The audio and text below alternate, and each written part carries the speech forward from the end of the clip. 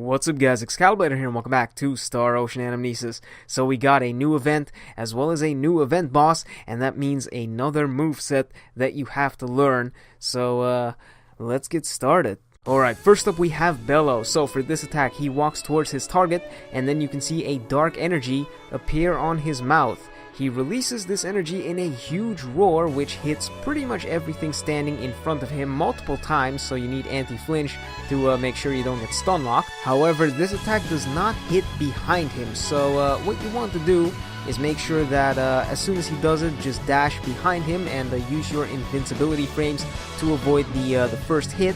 And if you're standing at mid-range, for instance, you could always dash backwards and just get out of its range. And then we have Flare Breath, which is a long-range attack, but it's actually very dangerous for close-range characters. So he leans forward and then he breathes 3 fireballs in front of him, and these fireballs come out at 3 different angles from left to right. The reason why this attack is so dangerous for close-range characters is because it comes out really quickly, so even if he's not facing you, he can turn around in an instant and then shoot you with the first fireball, and that could knock you into the other ones. But if you're standing far enough away, just watch where the fireballs are going and get out of their path, and if you're standing close, try to dash behind him. And then we have Recolescent Breath, which has the same startup animation as Flare Breath, except for this one, he breathes fire on you instead of breathing 3 fireballs. This one is actually easier to dodge because it looks like the startup animation is a little slower than that of Flare Breath, so you should be able to see this one coming very easily. So just the exact same as Flare Breath, try to dash behind him to avoid this, and if you're standing far enough away, just dash backwards, get out of its range.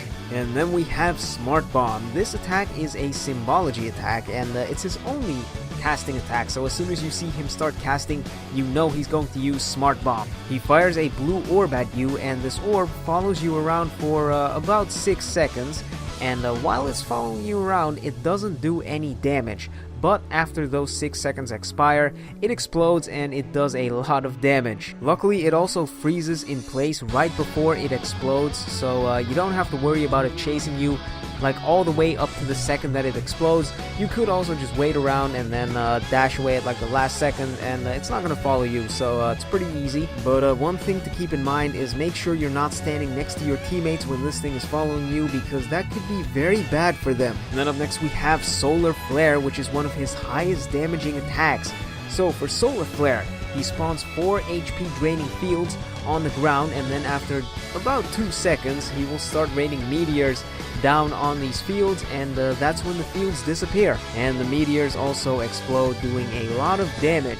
So to dodge this, all you have to do is make sure that you're not standing in one of the fields when they spawn. Pretty simple. Oh, but as soon as the meteors start falling, the dragon can already start moving, so make sure you're also paying attention to him and not just the meteors. And then we have Sparks Fly, which is a pretty rare attack. He usually uses this after using Smart Bomb.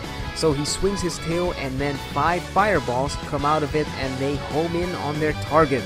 Their homing effect is pretty weak, so as long as you're dashing in any direction a couple times, you should be able to avoid them. But for ranged characters, that is a bit more difficult, so I suggest waiting until the last moment and then dashing to the left or right, and you should be able to dodge it. And he's also got Stomp, which is a pretty strong close range attack, so he flies up into the air slowly, and then he quickly slams back into the ground, and that can knock you up into the air.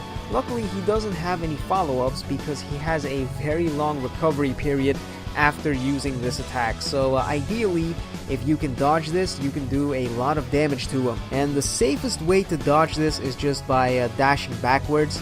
But if you want to be a little riskier and get into a good position to start attacking him after the attack, wait until right before he slams into the ground and then dash towards him. And that's how you can close in and not take any damage. And then lastly we have Tail Swipe, which has the same animation as Sparks Fly, except it doesn't shoot fireballs, it's just a simple melee attack. He swings his tail from his left side and you can easily dodge this by either dashing into the tail, or you could dash towards his right side and just get out of the way. And his enraged attack is called Provoked, and it's just the standard, every single one of his attacks becomes a one-hit kill.